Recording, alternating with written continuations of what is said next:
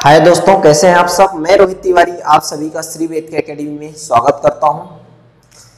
चलिए तो हम लोग इंडियन जियोग्राफी का सीरीज आगे की ओर बढ़ाते हुए हम आज आपके सामने लेके आए हैं भारत की प्रमुख झीलें या मेजर लेक्स ऑफ इंडिया। इसके प्रीवियस वीडियो में आप लोगों ने देखा कि हम लोगों ने नदियों के अपवाह प्रतिरूप को देखा, पढ़ा और समझा। उसी सीरीज को आगे बढ़ाएंगे और आज हम लोग बहुत अच्छे से भारत की जितनी भी प्रमुख झीलें हैं उनका अध्ययन करेंगे, उनसे कौन से फैक्ट निकल के आते हैं उनका विश्लेषण करेंगे और यहाँ से कितने टाइप्स के क्वेश्चंस पूछे जा सकते हैं उस पर विशेष चर्चा करेंगे। तो चलिए हम लोग वीडियो को स्टार्ट करते हैं। वीडियो को स्टार्ट करते हैं और देखते हैं कि प्रमुख झीलें कौन कौन सी हैं और कहां से कितने फैक्ट्स निकल के बाहर आते हैं। सबसे पहले मैं आपको इस मैप से रूबरू करवाना चाहूंगा, इसके बाद हम लोग लेक्चर को स्टार्ट करेंगे और आपसे रिक्वेस्ट करूंगा कि आप पूरा वीडियो देखें अच्छे से। अगर आपको 0% भी 0.5% भी आपको अगर इस वीडियो से प्रॉफिट हो रहा है तो वीडियो को लाइक करिए, शेयर करिए और सब्सक्राइब करिए। ठीक है, चलिए वीडियो को स्टार्ट करेंगे। सबसे पहले मैं बता दूं कि इस मैप में हम बनाए क्या है ना। ये इंडिया का मैप है ना।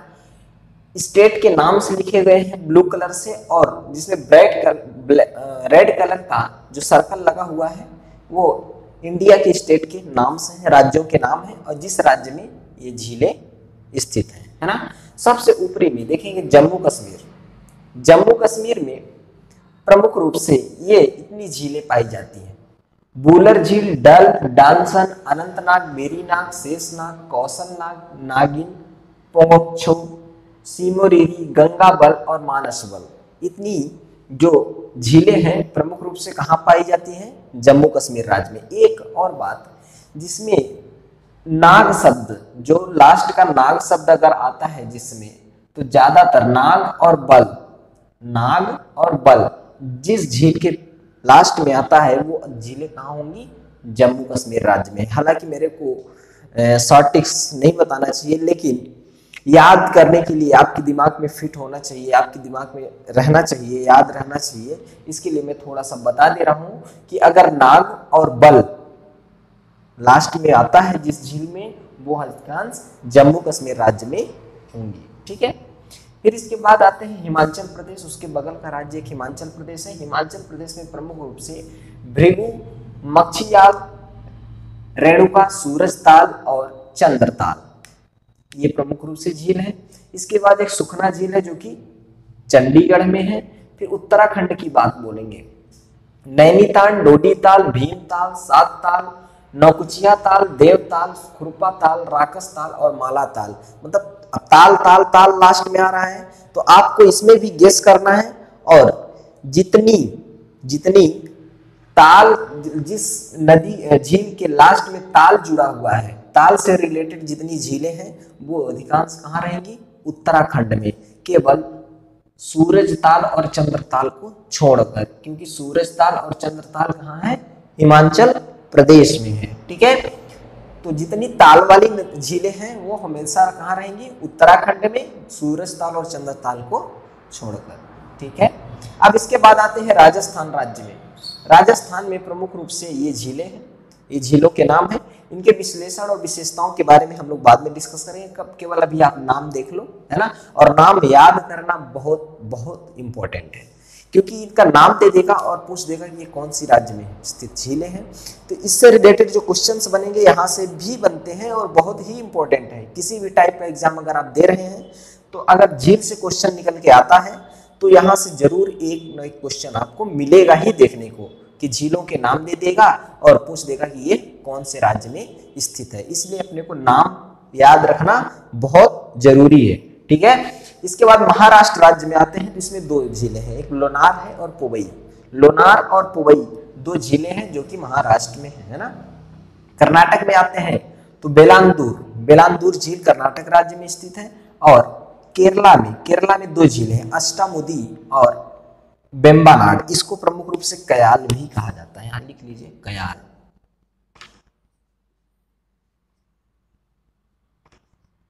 प्रमुख रूप से वेम्बनाड और अष्टमुदी, इसको कयाल भी केरला में कहा जाता है। फिर तमिलनाडु की बात आता है तो कोडाई कैनाल और काली वैली प्रमुख रूप से दो झीलें तमिलनाडु राज्य में है।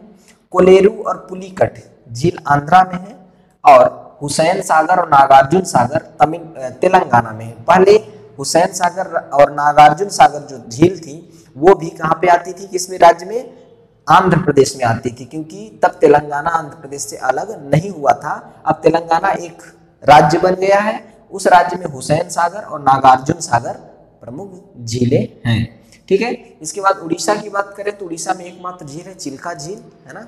और एक मणिपुर की बात करते हैं तो मणिपुर में एक झील है, उसका नाम है लोकटक झील, उसका नाम है लोकटक झील। ठीक है, अब हम लोग इनकी विशेषताओं पर बात करते हैं, है ना, इनकी विशेषताओं पर बात करते हैं। चलिए आप रेडी हो जाइए, कॉपी पेन निकाल लीजिए और पहला पॉइंट डाल के लिखिए। ये संपूर्ण भारत है, संपूर्ण भारत है, तो संपूर्ण भारत की सबसे बड़ी झील कौन सी है ना। तो उसमें लिखेंगे पॉइंट में कि संपूर्ण भारत की सबसे बड़ी झील चिल्का झील है, चिल्का झील है जो कि उड़ीसा राज्य में स्थित है, जो कि उड़ीसा राज्य में स्थित है। ठीक है, इसी में दूसरा पॉइंट डाल के लिखेंगे चिल्का झील एक लैगून झील है, चिल्का झील एक लैगून झील है। अब लैगून झील क्या होती है उसके बारे में हम थोड़ा सा डिस्कस कर लेते हैं, जिससे आपको कंफ्यूजन न हो और क्लियर रहे कि लैगून झील एक्चुअली होती क्या है। ठीक है, चिल्का झील एक लैगून झील है। ठीक, या तो ऐसा भी हम बोल सकते हैं, देख लीजिए लैगून झील पहले क्या होती है इसके बारे में हम लोग डिस्कस कर लेते हैं। ये है आपका घाट, मतलब ये बंगाल की खाड़ी, बे ऑफ बंगाल, यहाँ पे अरेबियन सी। ठीक है, तो ये आपकी क्या है, ये पूर्वी घाट हो गया, ये पश्चिमी घाट हो गया, ये पूर्वी घाट हो गया और ये पश्चिमी घाट हो गया। तो जब यहां पर देखिए इस तरह की झीलें, इस तरह की ऐसी झील जो चारों तरफ से सतह से घिरी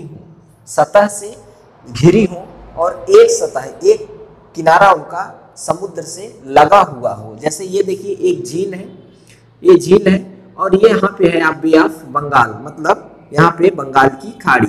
तो यहाँ पर अगर हम जाते हैं सैर करने, यहाँ अंदर घूमते रहेंगे, यहाँ घूमते घूमते हम चाहे तो बंगाल खाड़ी में जा सकते हैं, लेकिन क्या होता है कि ये समुद्र में उफान आता है, लहर आती है ना।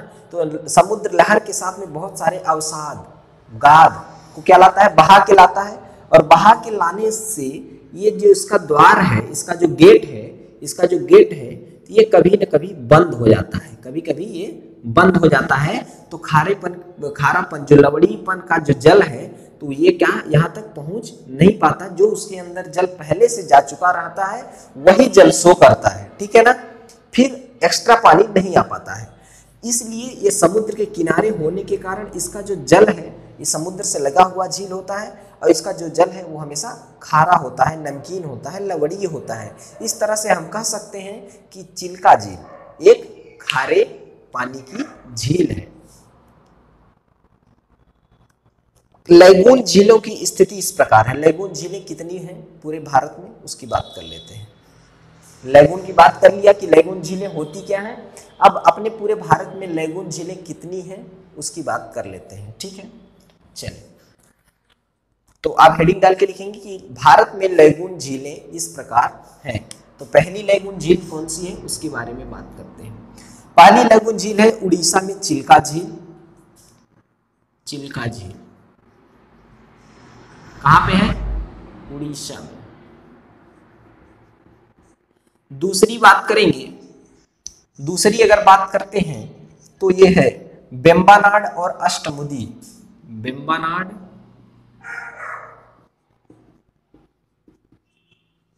और अष्टामुदी, ये कहाँ है, वेम्बनाड और अष्टामुदी केरल राज्य में है। कहाँ पे है, केरल राज्य में। अष्टामुदी और वेम्बनाड केरल राज्य में है। और तीसरा अगर बात करते हैं तो वो है कोलेरू कोलेरू और पुलिकट, ये दोनों झील कहां पे हैं? आंध्र प्रदेश में, आंध्र प्रदेश में। ठीक है, तो आप तीनों पॉइंट्स को उस पॉइंट के नीचे लिख लेंगे कि चिल्का झील उड़ीसा राज्य में स्थित है, खारे पानी की है। बेम्बानाड, लैगून झीलें की बात कर रहे हैं, सॉरी, लैगून झीलें कौन कौन सी हैं? चिल्का झील है, बेम्बानाड झील, अष्टमुदी झील, कोलेरू झील और पुलिकट झील, ये हैं लैगून झीलें। और कौन कौन से राज्य में स्थित है, यहाँ पे राज्य शो कर दिया गया है, आप इसको उस पॉइंट के नीचे डाल के लिख लेंगे। ठीक है, नेक्स्ट बात करेंगे हम लोग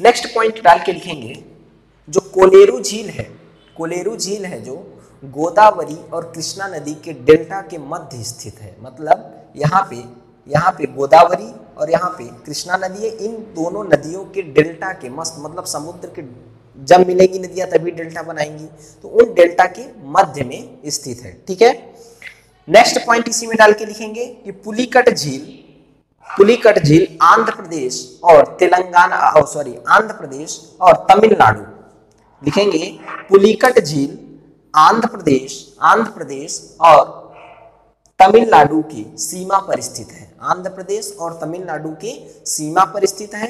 और पुलिकट झील पर ही एक द्वीप स्थित है, श्रीहरिकोटा। पुलिकट झील पर ही स्थित है, ध्यान रखिए, पुलिकट झील पर स्थित है क्या? श्रीहरिकोटा। और श्रीहरिकोटा पर ही इसरो का भारतीय अंतरिक्ष अनुसंधान संस्थान द्वारा स्थापित सतीश धवन अंतरिक्ष केंद्र, सतीश धवन अंतरिक्ष केंद्र पुलिकट झील पर स्थित एक द्वीप हरिकोटा है। और हरिकोटा पर इसरो का लॉन्चिंग पैड श्री सतीश धवन अंतरिक्ष केंद्र स्थित है। इसको ध्यान से रखिएगा, ये क्वेश्चन यहाँ से पूछे जाते हैं। ठीक है, बेम्बानाड झील की बात करेंगे, बेम्बानाड और अष्टमुदी झील। ठीक है, हम लोग अभी लैगून झीलों की बातें कर रहे हैं, याद रखना। चिल्का झील बता दिए, कोलेरू पुलिकट बता दिया, अब हम लोग बात करेंगे बेम्बानाड और अष्टमुदी झील की, है ना। बेम्बानाड की बात करें तो बेम्बानाड और अष्टमुदी दोनों झीलें कहाँ हैं? केरल राज्य में है ना। अब बेम्बानाड जो झील है इसमें एक द्वीप है, उसका नाम है वेलिंगटन द्वीप। बेम्बानाड झील में देखिएगा, बेम्बानाड में एक द्वीप है, उसका नाम है वेलिंगटन। वेलिंगटन द्वीप स्थित है, कहां पे है? बेम्बानाड झील पर एक वेलिंगटन द्वीप स्थित है।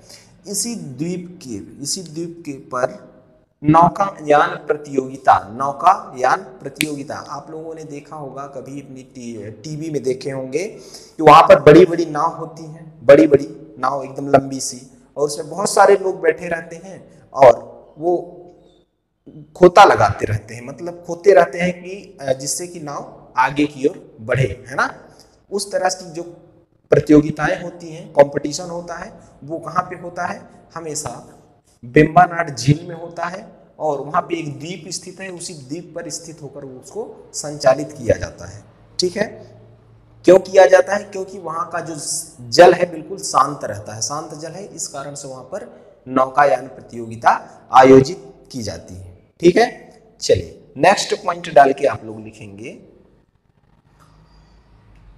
कि केरल के लैगून झीलों को, मतलब केरल के लैगून झीलों को कयाल भी कहा जाता है।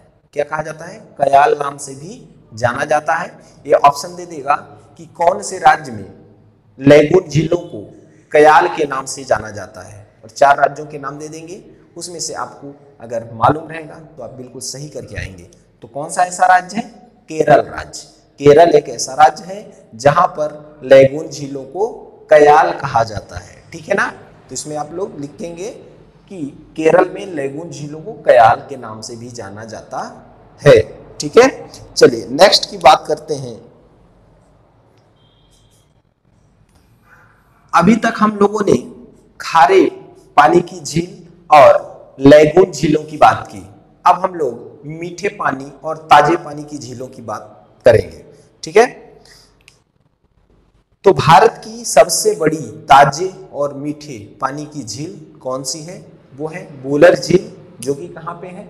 जम्मू कश्मीर राज्य में। ये देखिए पहली झील ही लिखी है वुलर झील, जो कि कहां है? जम्मू कश्मीर राज्य में। यहां पे लिख लेते हैं मीठे या ताजे पानी की झील। ताजे पानी या मीठे पानी की झील कौन सी है? वुलर झील। वुलर झील कहां पे है? ये जम्मू कश्मीर राज्य में है, जम्मू एंड कश्मीर राज्य में है, ठीक है। चलिए वुलर झील को गोखुर झील भी कहा जाता है। इसको वुलर झील को गोखुर झील भी कहा जाता है। लिखिए वुलर झील को गोखुर झील भी कहा जाता है। गोखुर झील क्या होता है पहले वो बात कर लेते हैं।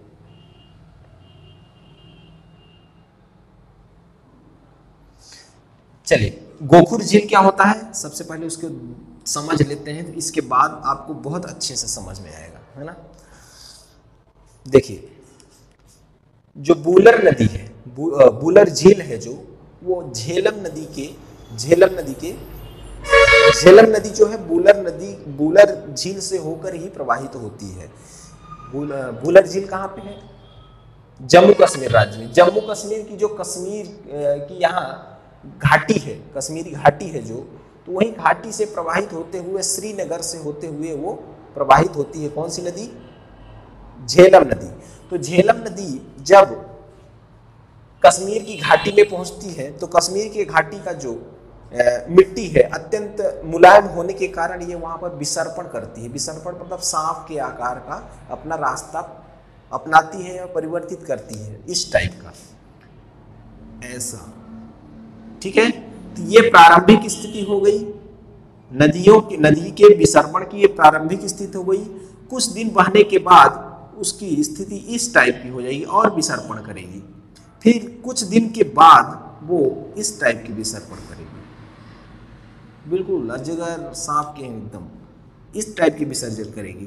फिर क्या होता है कि जब नदियों का पानी इधर से जाता है और इधर से घूम के इधर से फिर आने पर फिर ये कॉर्नर को यहाँ पर छूने का प्रयास करता है, एक दूसरे को टच करने का प्रयास करता है, ठीक है।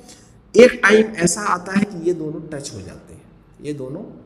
जाते हैं, और यहाँ से नदी का पानी आता है, और जब ये टच हो जाता है तो इधर न आकर इसका पानी सीधा गमन करता है, सीधा चला जाता है, और इतना पार्ट क्या होता है? अलग हो जाता है। इसी को हम बोलते हैं क्या? गोखुर झील। यहां देखिए ये नदी हो गई आपकी झेलम नदी, ठीक है। यहां से इसका जल प्रवाहित हो रहा है और यहीं से ये कट के अलग हुआ क्या? वुलर झील, जो कि कहां स्थित है? जम्मू कश्मीर राज्य में। और यह मीठे पानी का सबसे बड़ा झील है, मीठे या ताजे पानी का सबसे बड़ा झील है। तो ऐसा भी कह सकते हैं कि वुलर झील का निर्माण झेलम नदी के द्वारा हुआ है ना। ऐसा भी हम कह सकते हैं कि वुलर झील का निर्माण झेलम नदी के द्वारा किया गया है या हुआ है, ठीक है। चलिए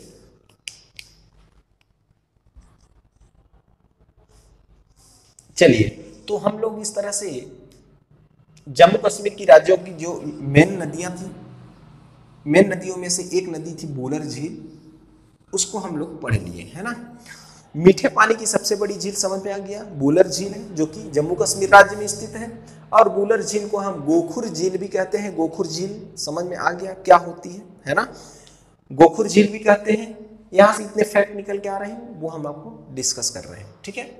अब बात करते हैं राजस्थान की प्रमुख झीलों की। राजस्थान राज्य में कौन कौन सी झीलें हैं और इनके प्रमुख तथ्य कौन कौन से हैं। ठीक है, राजस्थान की प्रमुख जो झीलें हैं इनको हम राजस्थान की अधिकतर झीलें जो जितनी हैं उसमें से ज़्यादा झीलें लवणीय हैं, नमकीन है, इनका पानी लवणीय है, नमकीनी है, ठीक है, खारा है जिसको हम बोल सकते हैं। ठीक है, और ऐसा क्यों है? क्योंकि यहाँ की जो झीलें हैं इनके झीलों का निर्माण पवनों के द्वारा हुआ है। पवनों के द्वारा झील का निर्माण कैसे होता है आप बोलोगे? हाँ, देखिए राजस्थान का जो क्षेत्र है वो है क्या, बालू बालू है पूरे, है ना, रेगिस्तान है, बालू है। तो जब पवनें उड़ती हैं, हवाएं बहुत तेज से आती हैं, तो वहाँ का जो बालू है उड़ा उड़ा के एक जगह से दूसरे जगह शिफ्ट कर देती है। तो बहुत सारी ऐसी जगह है जहाँ पर तेज हवाएं इतनी तेज आ जाती हैं कि वहाँ पर इतना बालू उड़ा के ले जाती हैं कि एक बेसिन का निर्माण हो जाता है या थाल का निर्माण हो जाता है। इस तरह का निर्माण हो जाता है, ऐसे, है ना। तो यहाँ पर जब पानी भर जाता है, यहाँ पर जब पानी भर जाता है तो एक झील का निर्माण हो जाता है। इस तरह से एक झील का निर्माण हो जाता है ना। और इस तरह की झीलों में हमेशा कौन सा पानी होता है? लवणीय पानी। लवणीय बोले तो खारा पानी, खारा पानी, ठीक है, खारा पानी। और यहाँ भाई अब राजस्थान में रेगिस्तान है, रेगिस्तान में खारा पानी कहाँ से आ गया? ये भी एक क्वेश्चन है, इसको सॉर्ट आउट करेंगे। देखो वहां पर खारा पानी, अब पानी जब गिरता है तो भरता है, तब खारा नहीं रहता है, वहां पर भरने के बाद खारा हो जाता है। इसका एक रीजन हो सकता है, इसका यह प्रमाण देता है कि यहाँ कभी न कभी टेथिस सागर हुआ करता था, है ना, क्योंकि टेथिस सागर का पानी लवड़ी था, कभी न कभी वहाँ टेथिस सागर हुआ करता था, यह इसको शो करता है। ठीक है, इसलिए वहाँ का जो पानी है वो खारा लवड़ी रहता है। ठीक है, चलिए अब बात करते हैं हम लोग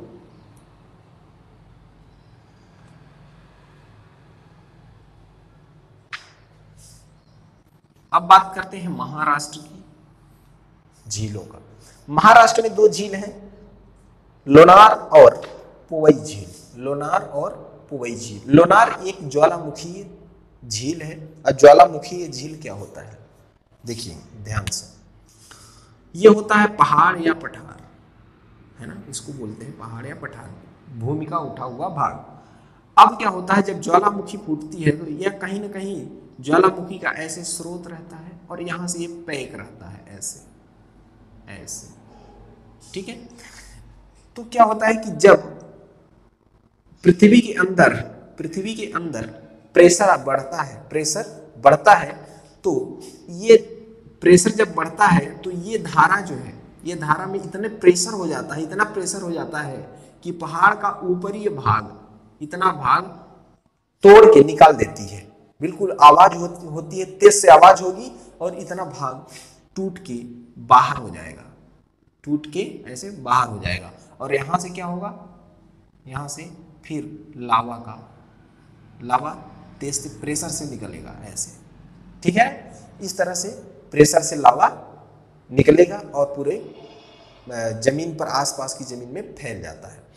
तो कुछ टाइम बाद लावा ऑलरेडी क्या होता है, बंद हो जाता है, प्रेशर बिल्कुल कम हो जाता है, पृथ्वी के अंदर का जो प्रेशर है वो बिल्कुल खत्म हो जाता है और लावा बिल्कुल समाप्त हो जाते हैं। तो जो ऊपरी भाग प्रेशर के कारण टूट के उड़ के विखंडित हुआ था, उड़ गया था, वहां पर क्या होता है कि पानी कुछ दिन बाद क्या होता है, यहाँ पे जल भर जाता है ना। इस प्रकार की जो झीलें होती हैं उसको हम ज्वालामुखी झील कहते हैं, है ना, ज्वालामुखी झील कहते हैं। लोनार झील एक ज्वालामुखी झील का जीता जागता उदाहरण आपके सामने है। ठीक है, और जो ज्वालामुखी झील होती हैं उनका दूसरे शब्दों में उनको हम क्रेटर झील के नाम से जानते हैं। कौन सा झील? क्रेटर झील या क्रेटर लेक्स के नाम से भी जानते हैं, है ना। ज्वालामुखी द्वारा निर्मित झील को क्रेटर झील के नाम से भी जाना जाता है, इतना दिमाग में आपको रखना है। ठीक है, अब बात करते हैं नेक्स्ट टॉपिक, पॉइंट्स डाल के आप लोग लिखेंगे पूर्वोत्तर भारत की। अब तो हम लोग यहाँ की समथिंग पढ़ ही चुके हैं, है ना। अब हम बात करेंगे पूर्वोत्तर भारत की कुछ झीलें हैं, वहां से पढ़ेंगे। नेक्स्ट हेडिंग पॉइंट्स डाल के आप लोग लिखेंगे कि पूर्वोत्तर भारत की मीठे जल की या मीठे ताजे पानी की सबसे बड़ी झील है, वो है लोकटक झील। जो कि मणिपुर राज्य में स्थित है।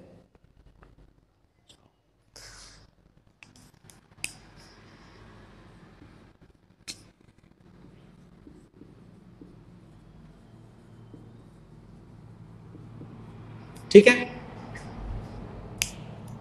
यह लोकटक झील मणिपुर राज्य में स्थित है, जो कि पूर्वोत्तर भारत की मीठे पानी की सबसे बड़ी झील है। ठीक है, अब इस लोकटक झील में एक उद्यान है,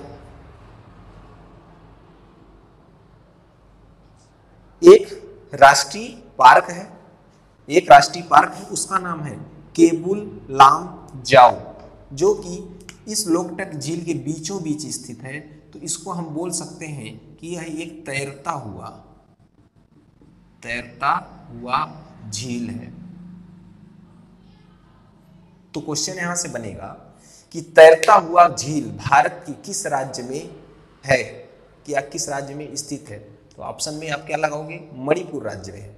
ठीक है ना, मणिपुर राज्य के लोकटक झील में केबुल लामजाओ नामक राष्ट्रीय पार्क है, जो कि एक तैरता हुआ पार्क बोल सकते हैं, या तैरता हुआ पार्क है, राष्ट्रीय पार्क। ठीक है, तैरता हुआ राष्ट्रीय पार्क है। ठीक है, अब हम लोग, ये तो रही बात कुछ नेचुरल झीलों की विशेषताओं का, जो कि प्रकृति द्वारा निर्मित था। अब हम लोग नेक्स्ट हेडिंग डाल के लिखेंगे मानव निर्मित या कृत्रिम झीलें। मानव द्वारा बनाई गई कृत्रिम झीलें हेडिंग डालेंगे, और उसमें पहला पॉइंट डाल के लिखेंगे कि चंबल नदी कहाँ से है? चंबल नदी यहाँ मध्य प्रदेश राज्य से निकलती है और जाके यमुना नदी में मिलती है। मालूम होगा, नदी वाले चैप्टर में हम लोग कवर किए हैं इसको। तो चंबल नदी के पानी को रोककर प्रमुख रूप से 3 झीलें बनाई गई हैं, 3 मानव निर्मित झीलें, कृत्रिम झीलें बनाई गई हैं। ठीक है, कौन कौन सी हैं उसमें बात करते हैं। मध्य प्रदेश में अगर बात करें, मध्य प्रदेश राज्य में, तो गांधी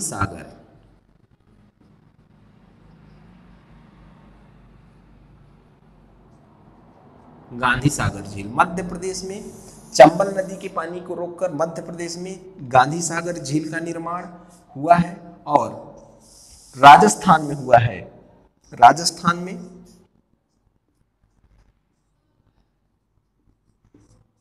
जवाहर सागर झील और जवाहर सागर झील और राणा प्रताप झील।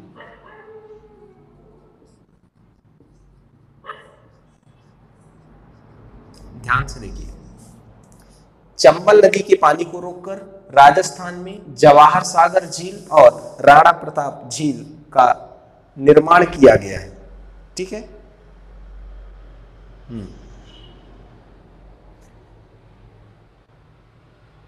निर्माण किया गया है। नेक्स्ट इसमें पॉइंट डाल के लिखेंगे, कि भारत की मानव निर्मित सबसे बड़ी झील गोविंद सागर झील है, जो कि कहाँ है? हिमाचल प्रदेश में है। कैसे है उसकी बात हम लोग करते हैं। गोविंद सागर झील ये है, मान लो ये है आपका बॉर्डर, किसका? पंजाब का। ये है पंजाब और ये है आपका हिमाचल प्रदेश। ठीक है, ये बॉर्डर है।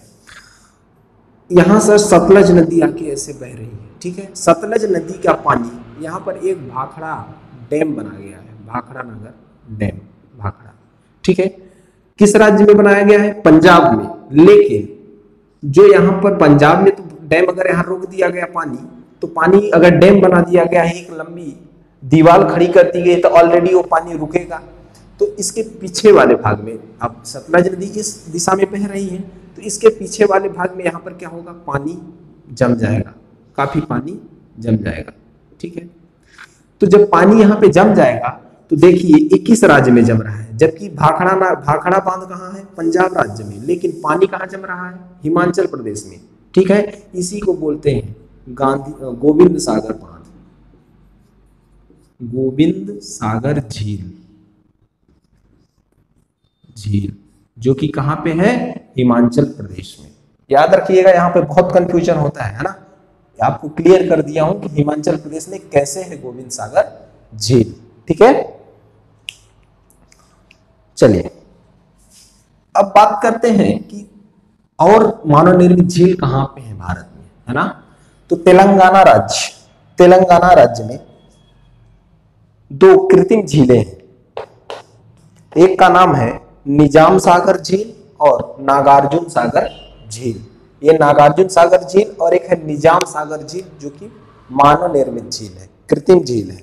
ठीक है, जो निजाम सागर झील है, निजाम सागर झील, निजाम सागर झील, निजाम सागर झील को मंजीरा नदी का पानी है, मंजीरा नदी के पानी को रोक के बनाया गया है। कहां पे, कौन से राज्य में, तेलंगाना में। तेलंगाना राज्य में मंजीरा नदी के पानी को रोककर निजाम सागर झील बनाया गया है। और मंजीरा नदी एकमात्र ऐसी नदी है जो गोदावरी की दक्षिण की ओर से सहायक नदियां हैं, और बाकी सब पूर्व उत्तर की ओर से आके उनका सहायक नदियां होती हैं। ठीक है ना, एकमात्र ऐसी नदी है मंजीरा नदी जो दक्षिण की ओर से जाती है और गोदावरी की में अपना जल मिलाती है। ठीक है, और इसी नदी को के पानी को रोककर निजाम सागर झील का निर्माण किया गया है, जो कि तेलंगाना राज्य में है। ठीक है, नेक्स्ट, तेलंगाना राज्य में नागार्जुन सागर भी है, नागार्जुन सागर झील, नागार्जुन सागर झील, नागार्जुन सागर झील ये भी तेलंगाना राज्य में है। कृष्णा नदी के पानी को रोककर इस झील का निर्माण किया गया है ना। कौन से राज्य में, तेलंगाना राज्य में। ठीक है ना, चलिए नेक्स्ट बात करेंगे हम लोग, नेक्स्ट मानव निर्मित झीलों की बात करेंगे, है ना। उत्तर प्रदेश और छत्तीसगढ़ के बॉर्डर पर, उत्तर प्रदेश और छत्तीसगढ़ की सीमा पर एक झील का निर्माण किया गया है, उसका नाम है गोविंद बल्लभ पंत सागर झील। कौन सी, गोविंद बल्लभ पंत सागर झील। अब बात करते हैं कि गोविंद बल्लभ पंत सागर जो झील है वो किस नदी पर बनाया गया है, तो लिखेंगे रिहंद नदी पर, रिहंद नदी पर गोविंद बल्लभ पंत सागर झील बनाया गया है। ये कहां पे है, छत्तीसगढ़ और उत्तर प्रदेश की सीमा पर स्थित है। ठीक है, और रिहंद नदी, जैसा कि नदी वाले चैप्टर में हम लोग पढ़े थे कि रिहंद नदी सोन नदी की एक सहायक नदी है, रिहंद नदी सोन नदी की एक सहायक नदी है। ठीक है, हाँ, अब बात करते हैं कि जो गोविंद बल्लभ पंत सागर का जो भाग उत्तर प्रदेश में आता है, वो उत्तर प्रदेश के मिर्जापुर के पास सोनभद्र जिले में,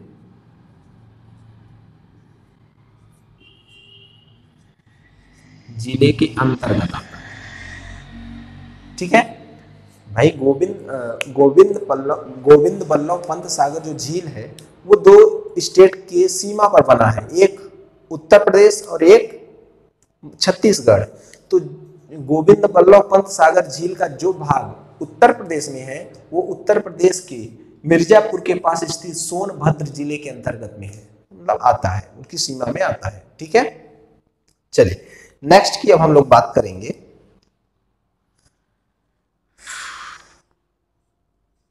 तमिलनाडु राज्य में भी एक मानव निर्मित झील है, उसको हम लोग स्टेनले झील कहते हैं। कहां पे है? तमिलनाडु राज्य में।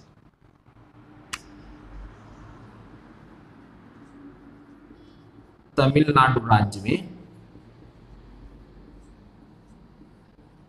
स्टेनले स्टेनले झील है। किस नदी के पानी को रोक के बनाया गया है? कावेरी नदी के पानी को। कावेरी नदी के पानी को स्टेनले झील बनाया गया है, जो कि तमिलनाडु राज्य में स्थित है, जो कि तमिलनाडु राज्य में स्थित है। ये मानव निर्मित प्रमुख झीलें थी भारत की, जो कि हम लोग आप डिस्कस कर दिए आपके साथ, है ना। कुछ भी नहीं छूटा है। जो भी पॉइंट्स हैं, आपको कहीं भी प्रॉब्लम आती है, कोई भी दिक्कत है, तो आप बिल्कुल कमेंट्स बॉक्स में बताइए हमको, है ना। और ज़्यादा से ज़्यादा चैनल को लाइक करिए, शेयर करिए, सब्सक्राइब करिए और बहुत सारा प्यार दीजिए, है ना। जय हिंद।